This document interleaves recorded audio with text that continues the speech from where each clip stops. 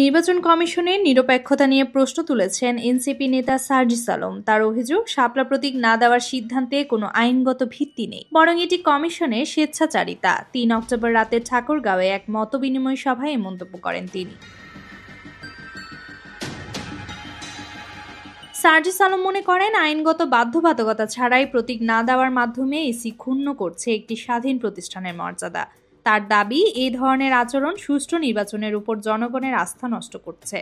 প্রশাসনের কর্মকর্তাদের নিরপেক্ষতা নিয়েও প্রশ্ন তোলেন সার্জিস। তার অভিযোগ, ডিসি, এসপি ও ইউএনও সহ মাঠ পর্যায়ের কর্মকর্তারা পেশাদারিত্ব হারিয়ে ফেলছেন। এখন তারা রাজনৈতিক আনুগত্যে বেশি ব্যস্ত।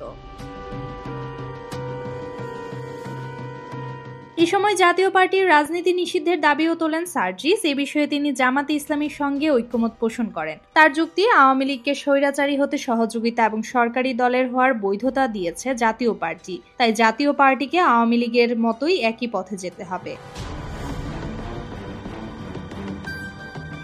পিআর পদ্ধতি নিয়ে জামায়াতের সঙ্গে দ্বিমত পোষণ করে এই এনসিপি নেতা বলেন, বাংলাদেশের জন্য উচ্চ কক্ষে পিআর প্রাসঙ্গিক, কিন্তু নিম্নকক্ষে নয়। এই কারণে তারা জামাতের সঙ্গে আন্দোলনে নামছেন না। তবে জুলাই সনদ সংস্কার এবং বিচারের বিষয়ে জামাতের অন্যান্য দাবির প্রতি তাদের ঐক্যমত ও সহযোগিতা বহাল থাকবে। গণ অধিকার পরিষদ ও এনসিপির একীভূত হওয়ার বিষয়ে সার্জিস জানায়, আলোচনা এখনো চলছে। আলোচনা সফল হলে তা প্রকাশ করা হবে।